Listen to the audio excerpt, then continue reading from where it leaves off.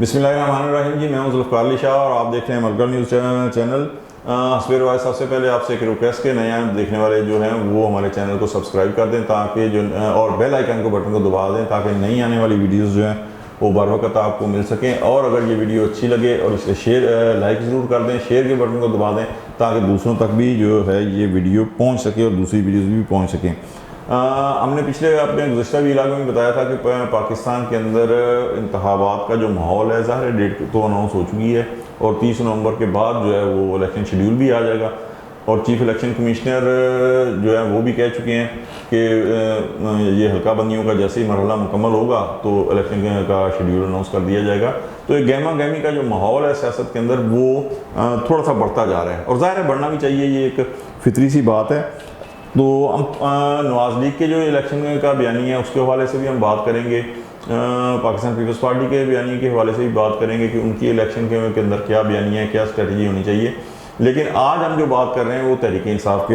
हवाले से बात करेंगे कि उसका इलेक्शन के अंदर क्या रोल है, क्या बयानी है, वो क्या स्ट्रेटजी अपना सकती है या अपनाने जा रही है।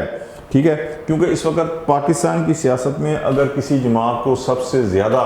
मुश्किलात का सामना है तो वो तहरीक इंसाफ की जमात है। अदरवाइज़ अगर आप ये देखें कि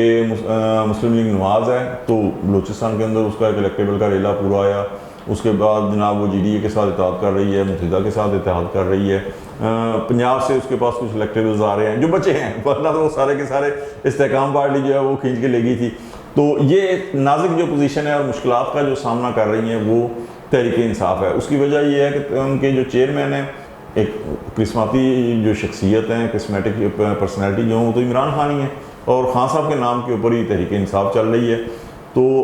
वो जेल के अंदर है, वरना अगर जेल के अंदर ना हो तो हर रोज़ का जो वो एक अपना बयान देते थे टीवी के ऊपर आके, यूट्यूब के ऊपर आके, वो उनके कारकुनों के लिए बड़ा हौसलामंद होता था। तो अच्छा वो जेल में है। उसके बाद जो उनकी क़यादत है सेकंड इन कमान खान साहब के बाद वो शाह महमूद कुरैशी हैं, वो भी जेल के अंदर हैं। उसके बाद चौधरी परवेज़ अलाई वो भी जेल के अंदर हैं।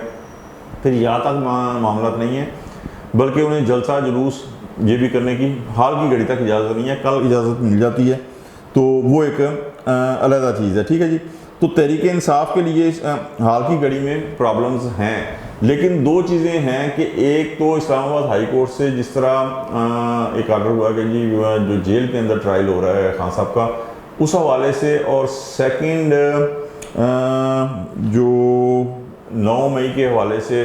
भी उन्होंने कहा कि जी ट्रायल को बाहर लेके आएँ और 190 मिलियन पाउंड का जो जिस्मानी रिमांड मांगा गया था उस केस के अंदर खान साहब का, वो भी एहतसाब अदालत ने मुस्तरद करके कहा कि जी नहीं आप जाकर उनसे वैसे जो है तफ्तीश कर सकते हैं, जेल के अंदर जिस्मानी रिमांड नहीं दिया। तो ये एक थोड़ा सा पॉजिटिव साइन है, मस्बत इशारे हैं तहरीक इंसाफ के लिए। लेकिन देखना ये है कि ये इशारे जो पॉजिटिव हैं या मस्बत है ये यहीं तक महदूद रहते हैं या ये आगे जो है एक्सटेंड करेंगे। अगर तो एक्सटेंड करेंगे तो जाहिर है ये ज़मानत तक भी जो है वो जा सकते हैं, लेकिन अभी ये बात करना कबल अज़ वक्त होगा। ये देखना पड़ेगा कि फ्यूचर के अंदर ये किस तरीके से आगे तहरीक इंसाफ के लिए कोई राह निकलती है या मज़ीद महदूद की जा सकती है। इस हवाले से अगर आप देखें तो तहरीक इंसाफ के पास 3-4 ऑप्शन मौजूद हैं। एक तो ये कि अगर कुछ भी नहीं तहरीक इंसाफ को मिलता, कुछ नहीं मिलता तहरीक इंसाफ को, कहते हैं कि जी नहीं भाईजान ना, आपको कोई मतलब को हम दे ही नहीं सकते, कोई थोड़ी सी जो है ना वो स्पेस भी आप नहीं दे सकते। हालांकि यहाँ पे एक चीज़ और आपको बता दूँ कि चीफ इलेक्शन कमिश्नर ने भी अभी तक ये कहा है कि बल्ले का निशान जो है वो बैलेट पेपर में मौजूद होगा और इमरान खान साहब जो हैं वो चेयरमैन बिल्कुल रहेंगे। और उसकी वजह यह है कि अभी तक उनको जो नायल करार दिया गया था वो उसके ऊपर स्टे आ गया हुआ है इस्लामाबाद हाई कोर्ट का। ठीक है जी। तो उन्होंने कहा कि जी अभी तक तो ये सारी पोजीशन है, लेकिन एन वक्त के ऊपर जाकर ये खान साहब अगर नाअहल हो गया तो ज़ाहिर है चेयरमैनशिप से भी वो जाएंगे और बल्ले का निशान जो है वो भी बैलेट पेपर के ऊपर एन वक्त के ऊपर ख़त्म हो सकता है। तो अगर तहरीक इंसाफ को कोई स्पेस ना मिली तो एक वीलाग में हमने पहले भी ये इस बात का जिक्र किया था कि तहरीक इंसाफ के पास एक ऑप्शन मौजूद होगा कि वो अपने वोटर्स को कहे कि आप जाके जी वो को मुस्तरद कर दें। ठीक है, मुस्तरद करने का मतलब ये होगा कि वो जाके एक जगह की बजाय 2-3 जगह ठप्पे लगा दें, वोट मुस्तरद हो गया। अब अगर जीतने वाले का जो है वो कैंडिडेट ले जनाब 50,000 वोट और जो मुस्तरद वोटों की तादाद है वो 70,000 निकल आए, तो जीतने वाले की तो क्रेडिबिलिटी जो है ख़त्म हो गई, उसकी मॉरल अथॉरिटी कोई नहीं रहेगी। हमें को सबको पता चल जाएगा कि असल जीत जो है वो किसकी हुई है। दूसरा एक ऑप्शन जो है वो बाइकाट का भी है, लेकिन जो हमारा ख्याल है वो ये है कि खान साहब की जिस तरह एक फाइटर उनकी एक नेचर है, बाइकाट वो नहीं करेंगे कभी भी, क्योंकि उनके इल्म में यकीनन होगा कि 1985 के गैर जमाती जो इलेक्शन जनरल ज़िया के दौर के अंदर हुए थे, उसमें पाकिस्तान पीपल्स पार्टी जो MRD का हिस्सा थी उस वक्त, तो MRD की तमाम जमातों ने बशमूल पाकिस्तान पीपल्स पार्टी ने उस इलेक्शन का बाइकाट किया था। लेकिन फिर आखिर दम तक जो है वो बीबी शहीद जो थी वो इस बात के ऊपर अफसोस का इजहार करती रही कि ये एक बहुत बड़ा ब्लंडर हुआ था, बहुत बड़ी गलती हुई थी कि उस इलेक्शन का बाइकाट नहीं करना चाहिए। तो मेरा नहीं ख्याल कि इमरान खान साहब जो हैं वो बाइकाट करेंगे। तीसरा ऑप्शन जो है वो ये होगा कि अपने उम्मीदवारों को आज़ाद खड़ा कर दें, यानी वो कहें कि मुस्तरद भी नहीं करना, बाइकाट का ऑप्शन भी नहीं है, लेकिन हम आज़ाद उम्मीदवार जो है ना वो हमारे खड़े होंगे और तमाम हल्कों के अंदर सबको पता होगा मीडिया के ज़रिए भी कि ज़ाहिर है कि ये मीडिया का मुतहर्रिक बल्कि एक बड़ा वाइब्रेट मीडिया का दौर है, तो वो कहेंगे कि जी हमें ये फ़लाँ हल्के में, हर हल्के में ये उम्मीदवार जो है वो तहरीक इंसाफ का है, तो एज ए जो आज़ाद उम्मीदवार हैं वो खड़े हो जाएं और लोग उन्हें जो है ना वोट दे दें और वो जीते वहाँ से। ये फिर आगे किस्मत है कि अवाम किसको जो है वो सपोर्ट करती है, लेकिन ये एक बात है कि तहरीक इंसाफ जो है वो बाइकाट नहीं करेगी। अब अभी जिस तरह मैंने कहा कि इलेक्शन की गहमा गहमी शुरू हो रही है और तहरीक इंसाफ के चेयरमैन जेल के अंदर हैं, लेकिन जेल के अंदर रहकर भी उन्हें बयानियाँ बनाने से, जो इलेक्शन का बयानिया होगा, जो इलेक्शन का उनका मंशूर होगा, उससे उनको कोई रोक तो नहीं सकता। जाहिर है कि उनकी जो अहलिया बुशरा बेगम वो भी उनसे मुलाकात करती हैं, उनके जो वकील हैं वो भी उनसे मुलाकात करते हैं, तो वो उन्हें बयानिया दे सकते हैं और वो निज़ाम इंसाफ, इंतखाबी सिस्टम, एंटी इस्टेब्लिशमेंट, इकानमी की खराबी और करप्शन समेत कोई भी बयानिया वो बना सकते हैं। और आपको ये भी एक चीज़ का पता होगा कि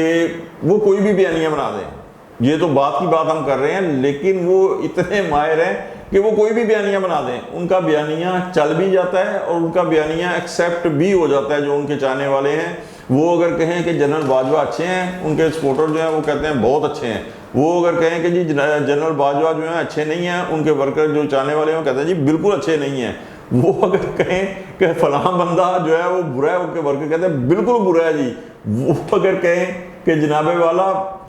मैंने जिस दिन इलेक्शन जीतना है उस दिन आते ही प्राइम मिनिस्टर हाउस और PM हाउस की दीवारें गिरा के यहाँ यूनिवर्सिटीज़ बना देती हैं, तो उनके जो वोटर हैं वो कहते हैं बल्ले बल्ले। और अगर वो नहीं बनाते, कहते हैं जी इस वजह से नहीं गए, वो कहते हैं फिर भी कहते हैं बल्ले बल्ले। यानी अंदाज़ा आप ये करें कि अगर वो रोज़ाना हेलीकॉप्टर में बनी गाला पे आते जाते थे और फवाद चौधरी साहब ने, याद है आपको, कहा था कि 50 रुपये लीटर तो खर्च होते हैं, तो उसके ऊपर भी उनके जो चाहने वाले हैं उनका जी बल्ले बल्ले। ठीक है जी, तो ये एक चीज़ तो जो नज़र आ रही है कि वो बयानियाँ बनाने में हमारे बयानियाँ वो बनाएंगे और ऐसा बनाएंगे कि जो शायद किसी के वहमो गुमान में भी नहीं होगा।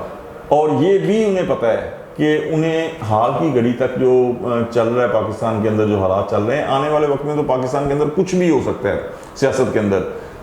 हाल की घड़ी तक ये बात तय है कि खान साहब को इलेक्शन लड़ने की इजाज़त नहीं दी जाएगी और हर उस बंदे को जो 9 मई के वाक़े के अंदर मुलव्वस है या उसका कोई तल्लुक़ वास्ता है, उन्हें इलेक्शन लड़ने की इजाज़त जो है वो नहीं दी जाएगी। ठीक है, तो इस हवाले से तहरीक इंसाफ यकीनन चाहेगी कि किसी से इत्तेहाद हो जाए। नवाज़ लीग के साथ उसका इत्तेहाद किसी सूरत में नहीं होता, क्योंकि वो असल फरीक नवाज़ लीग को ही समझती है। लेकिन अगर अगर अगर पाकिस्तान पीपल्स पार्टी विलिंग हुई और दोनों जमातों के दरमियान किसी एक नुक्ते के ऊपर इत्तेहाद हो सका, तो शायद तहरीक इंसाफ अगर इत्तेहाद की तरफ जाए तो वो पाकिस्तान पीपल्स पार्टी एक बचती है जिससे इत्तेहाद कर सके, क्योंकि अदरवाइज़ GDA हो गया, MKM हो गया, उसके साथ नवाज़ लीग ने इत्तेहाद कर लिया है, तो तहरीक इंसाफ इत्तेहाद नहीं करेगी। और मौलाना फजलुर रहमान भी ज़ाहिर है नवाज़ लीग के साथ हैं, तो पाकिस्तान पीपल्स पार्टी एक जमात बचती है। और अगर ये इत्तेहाद होता है तो इस इत्तेहाद से दोनों जमातों को बहुत ज़्यादा फ़ायदा पहुंचेगा पीपल्स पार्टी को तो सोशल मीडिया के हवाले से भी, और वैसे भी वस्ती पंजाब के अंदर और कराची के अंदर जो तहरीक इंसाफ का वोटर है उससे बहुत ज़्यादा फ़ायदा पहुंचेगा। और कराची के अंदर ज़ाहिर है कि एमकेएम को भी और पंजाब के अंदर भी एमकेएम को जो अगर थोड़ा बहुत भी पाकिस्तान पीपल्स पार्टी का वोटर है उससे वोट से उससे फ़ायदा पहुंचेगा, लेकिन बेसिकली तहरीक इंसाफ को जो फ़ायदा पहुंचेगा वो केसेस के हवाले से और जो इलेक्शन के अंदर स्पेस चाहिए तहरीक इंसाफ को, उस हवाले से तहरीक इंसाफ को फ़ायदा पहुंचेगा। यानी पाकिस्तान पीपल्स पार्टी को तहरीक इंसाफ के वोट के हवाले से और तहरीक इंसाफ को इलेक्शन में स्पेस के हवाले से फ़ायदा पहुंचेगा। आज तक के लिए इतना ही। जुल्फ़िकार अली शाह को इजाज़त दीजिए, अगले वीलॉग तक के लिए इजाज़त दीजिए। इंशाल्लाह फिर मिलते हैं अगले वीलॉग में। अल्लाह हाफ़िज़।